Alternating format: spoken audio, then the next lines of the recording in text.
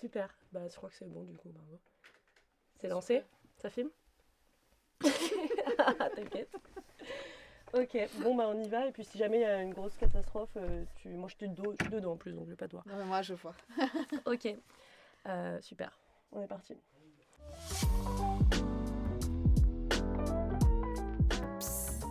PSE Podcast.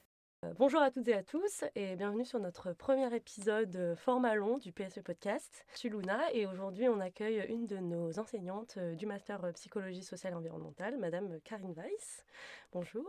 Bonjour. Pour commencer un petit peu à introduire le début de ce podcast, est-ce que vous pouvez vous présenter rapidement votre parcours, etc.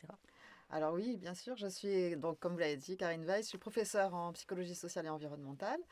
Et ben, mon parcours, c'est un parcours assez simple, pas très sinueux, puisque j'ai fait des études en psychologie et psychologie sociale, un doctorat en psychologie sociale et une habilitation à diriger des recherches aussi dans la même discipline. Ça, c'était à l'Université Paris Descartes, qui aujourd'hui doit s'appeler Sorbonne quelque chose. Et ensuite, j'ai été maître de conférence à l'Université de Bourgogne et professeur ici à l'Université de Nîmes. Ok, ça marche, merci beaucoup. Est-ce que vous pouvez nous parler un petit peu de ce sur quoi vous travaillez en ce moment, vos sujets d'intérêt principaux? Alors, mes sujets de recherche actuels portent sur les risques majeurs, plutôt risques naturels, et en particulier avec une équipe de recherche de l'Université d'Avignon en géographie, on travaille beaucoup sur l'alerte aux populations. Et ça consiste un peu à savoir comment améliorer l'alerte en cas d'événements graves, notamment à travers le système FR Alert qui permet de recevoir sur son téléphone une notification d'alerte. Et donc nous, du point de vue psycho, on travaille sur la façon dont les messages sont rédigés pour atteindre leur but, c'est-à-dire permettre aux citoyens de savoir quoi faire sans être complètement paniqués à, à l'annonce d'un événement. Et puis, depuis quelques temps maintenant, je travaille aussi sur la question de l'éco-anxiété, parce que c'est un sujet, à mon avis, qui est important aujourd'hui et qui permet aussi de comprendre nos relations à l'évolution de l'environnement, à la crise climatique, et peut-être savoir aussi pourquoi est-ce qu'on n'agit pas. Voilà, il y a peut-être des réponses aussi Ouais, autour de cette question-là. de ce côté-là, ça marche. Est-ce que vous pouvez nous parler un petit peu de la discipline que vous nous enseignez dans le master psychologie sociale et environnementale, un petit peu qu'est-ce que c'est, est-ce qu'il y a des distinctions à faire avec d'autres disciplines, etc. Donc vous voulez qu'en 3 minutes, je résume 40 heures de cours? Non, mais faire une petite Non, intro, non, mais je qu'est-ce que c'est la plaisante. psychologie sociale et environnementale Oui, alors on a l'habitude de définir la psychosociale environnementale comme l'étude des interrelations individu-environnement, ce qui est peut-être un peu trop large pour avoir du sens. Moi, je préfère dire que c'est une discipline qui étudie la façon dont l'environnement impacte nos comportements, émotions, cognitions, et en retour, comment nous, individus, nous agissons pour et dans l'environnement, avec notamment des questions d'adaptation, etc. Donc c'est ça l'idée de l'interrelation, c'est voilà, que ça fonctionne dans les deux sens et que ça va se situer dans toutes les sphères dans lesquelles nous vivons, puisque l'environnement est partout. Les questions vont pouvoir se poser dans différents domaines, que ce soit l'aménagement du cadre de vie, que ce soit les comportements pro-environnementaux, etc., la relation au risque, puisque c'est ce sur quoi je travaille. Et donc, il y a toute une gamme, on va dire, de possibilités d'action et de recherche qui est assez étendue.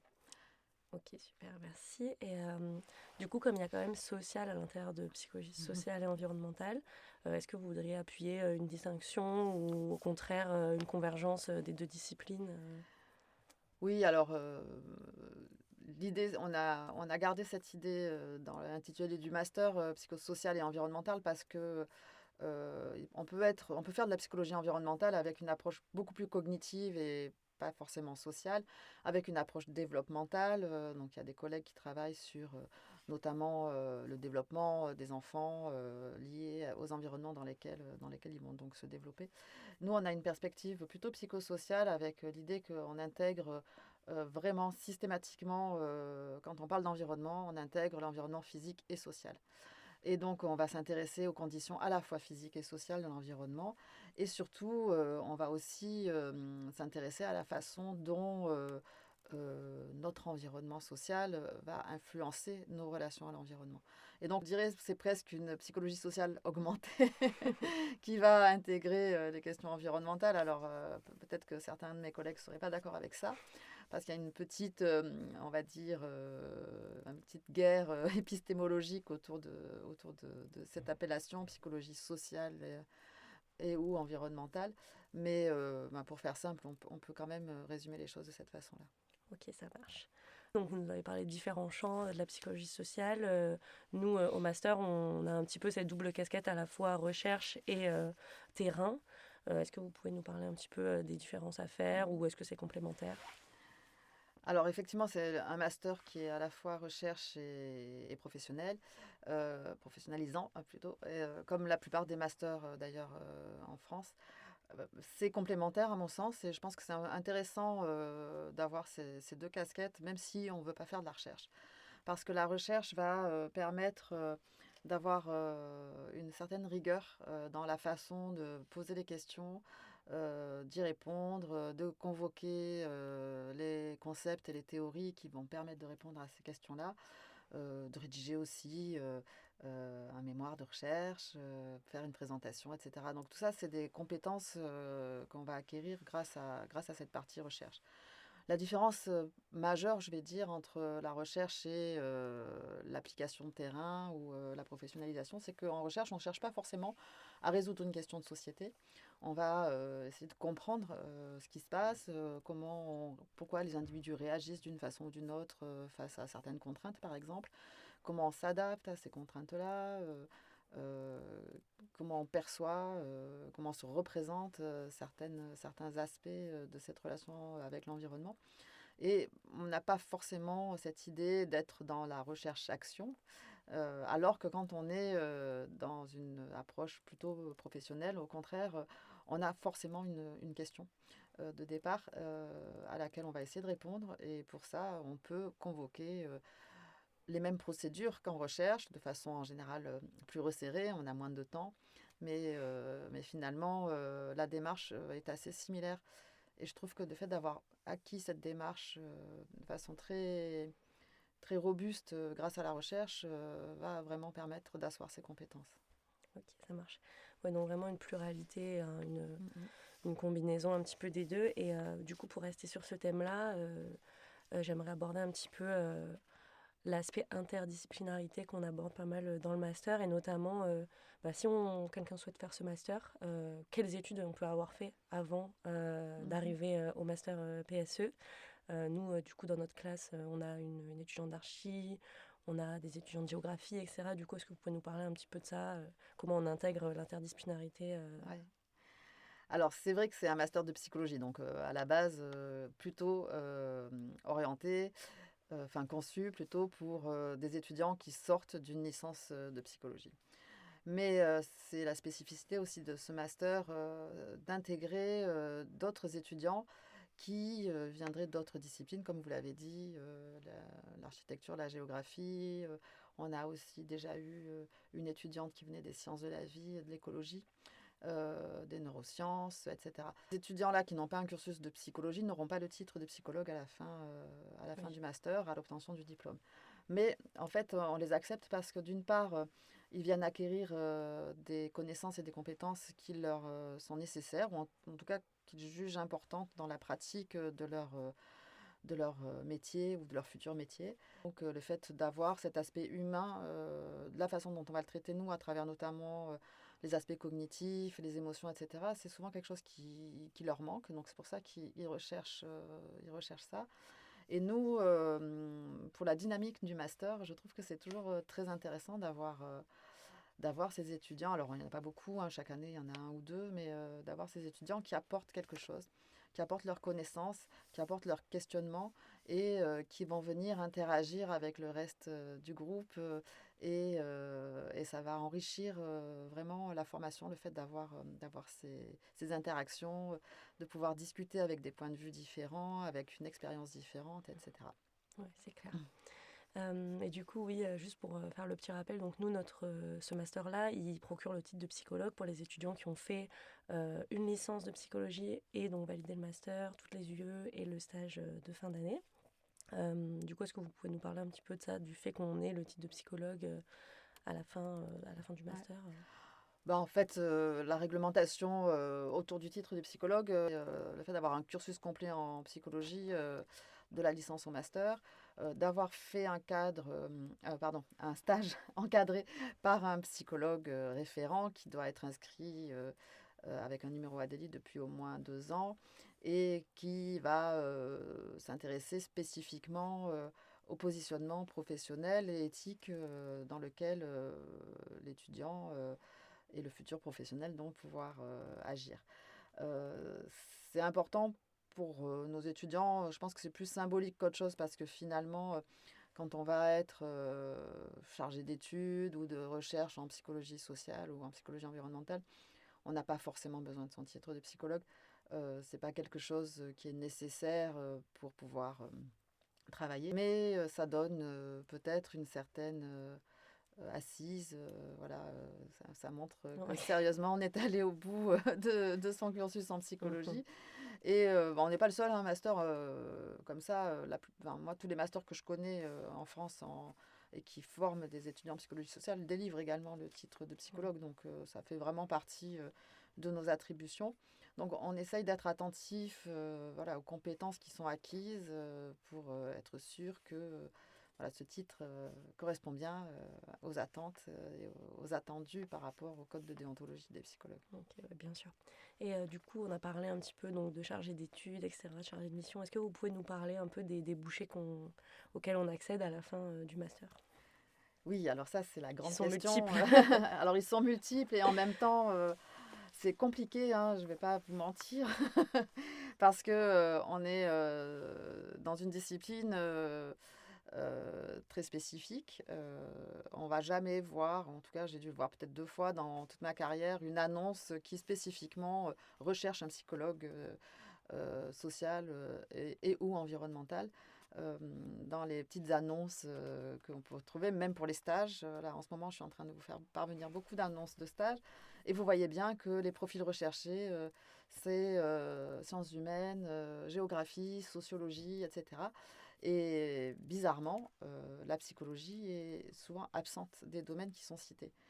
Et pourtant, quand on regarde les fiches de poste, c'est vraiment, nous sommes, enfin vous êtes, vous, les étudiants et ensuite les diplômés en psychosocial environnemental, les plus à même de répondre enfin, de correspondre à ces profils qui sont recherchés. Donc, je pense qu'il faut continuer à faire ce qu'on est en train de faire, c'est-à-dire faire connaître cette formation, la faire connaître aussi bien au niveau des universités qu'en dehors des universités, dans le monde professionnel, parce que vous avez à la fin du master toutes les compétences pour pouvoir travailler justement avec ces profils qui sont recherchés. Et donc, les débouchés pour y venir et répondre, j'ai pas oublié la question. Pas de souci. Les débouchés, ça va être donc ça veut dire qu'il y a pas, vous trouverez pas une annonce qui dit voilà, je recherche et donc vous n'allez pas postuler sur des annonces. Et donc souvent vous allez travailler en tant que j'ai parlé tout à l'heure de chargé d'études ou chargé de mission. Donc ça peut être des contrats à durée déterminée pour des collectivités territoriales, pour des associations ou d'autres entreprises. C'est souvent plutôt des petites entreprises qui vont rechercher ces profils-là.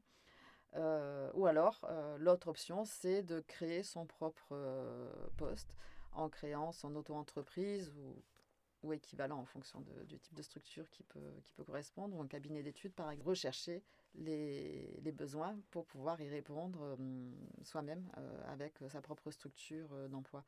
Donc, ça signifie qu'en sortant du master, il y a encore un travail à faire, celui de se faire connaître et celui de pouvoir creuser un peu sa niche dans laquelle on va ensuite pouvoir travailler.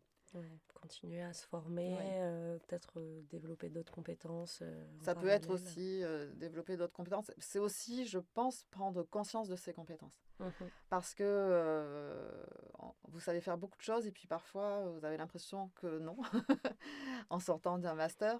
Et le fait de savoir que, bah oui, en fait, savoir mener des enquêtes, ne serait-ce que ça, des enquêtes quantitative et qualitative, savoir analyser ses résultats, etc. Tout ça, c'est des compétences que peu de personnes ont vraiment. Et voilà, ça c'est un exemple, mais il y a d'autres types de compétences. Avoir un esprit d'analyse affûté, avoir un esprit critique, etc. Tout ça, c'est des choses que petit à petit vous avez acquises et qui sont assez précieuses finalement dans ces métiers-là. Et puis, non, le reste du travail à faire, ce sera peut-être plutôt un travail à démarrer dès l'entrée dans le master et peut-être même avant, c'est-à-dire ben, sur quoi j'ai vraiment envie de travailler, quel est le domaine dans lequel j'ai envie de me spécialiser, parce que en étant spécialisé dans un domaine, alors on peut avoir l'impression que ça va fermer d'autres portes, mais au contraire, euh, ça peut vous identifier comme étant spécialiste de ça. Et on devient assez vite incontournable dans son domaine quand on est, quand on est spécialisé dans ce domaine. Donc, ça veut dire qu'ensuite, ça se sait que vous travaillez là-dedans, qu'on va faire appel à vous, etc. Et donc, voilà, c'est un peu aussi ça l'idée de se construire son réseau, construire le réseau dans lequel on va travailler. Donc, c'est ça plutôt le travail auquel je pensais. Ouais, je Voilà. comprends. C'est que le début Ouais, du travail. tout à fait. Est-ce que vous pourriez nous définir un petit peu le profil qu'il faudra avoir pour devenir psychologue social et environnemental? À la fin du diplôme.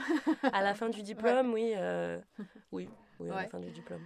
Je pense que la formation va déjà donner toutes les compétences, en tout cas une majeure partie, peut-être pas toutes les compétences, mais une majeure partie des compétences nécessaires, avec aussi des savoir-faire autour des méthodes qu'on utilise.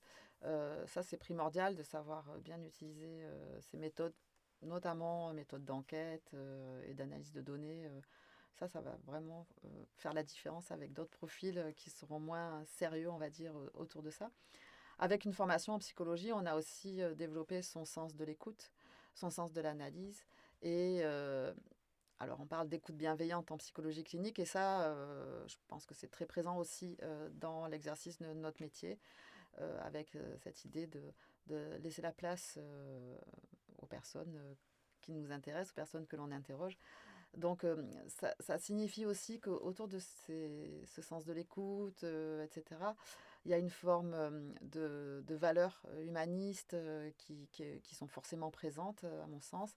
Et en psychologie environnementale, on va souvent aussi associer des valeurs écologiques, des valeurs environnementales qui sont importantes parce que on va devoir se poser la question en termes de déontologie, qu'est-ce que je fais? Pourquoi je le fais? Pour qui je le fais? Et quel impact ça va avoir? Et donc là, ça pour moi, c'est quelque chose aussi de primordial de ne jamais perdre de vue à quoi sert ce que l'on fait, à qui ça va servir et comment ça pourrait être utilisé. Et donc ça fait vraiment partie, je pense, des vraies questions à se poser pour être un bon psychologue dans l'ensemble et un bon psychologue environnemental spécifiquement. Après, ben, peut-être être curieux, passionné, voilà, les qualités qui finalement font que dans n'importe quel métier, on sera bon. Voilà, le fait de se renseigner toujours sur ce qui se fait de mieux, comment le faire et faire son métier avec passion. Voilà, ça c'est le secret pour tout métier. Merci d'avoir répondu à toutes nos questions. Je pense qu'on a balayé Mhm. un petit peu les plus grandes interrogations qui peuvent émerger Ouais. lorsqu'on parle de psychologie sociale et environnementale, parce que bon, c'est vrai que c'est un peu mystérieux encore comme cursus.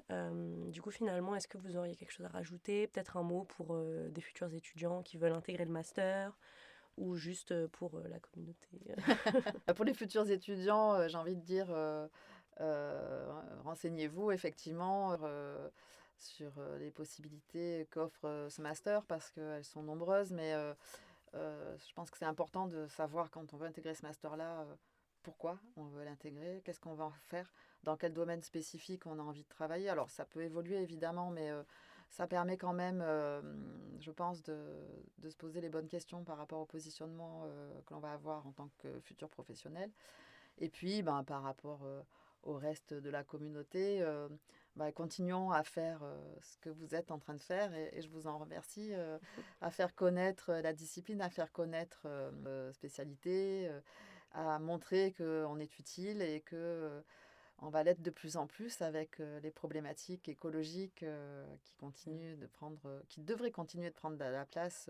En tout cas, elles en prennent dans notre vie quotidienne et dans la société, elle devrait en prendre plus dans la vie politique. Mais bon, ça, c'est une autre question. Ça marche. Merci beaucoup. Bah, merci à vous. C'est vous qui vous nous avez remerciés, mais c'est nous qui vous remercions d'être notre première invitée du coup sur le podcast. On espère avoir encore plein d'autres intervenants. Puis nous aussi, on va prendre la parole pour donner un peu notre point de vue d'étudiant sur tout un tas de sujets, ce qu'on fait dans le master, ce qui nous anime, etc. Et puis voilà, merci beaucoup. Et puis à bientôt pour un nouveau podcast. Super.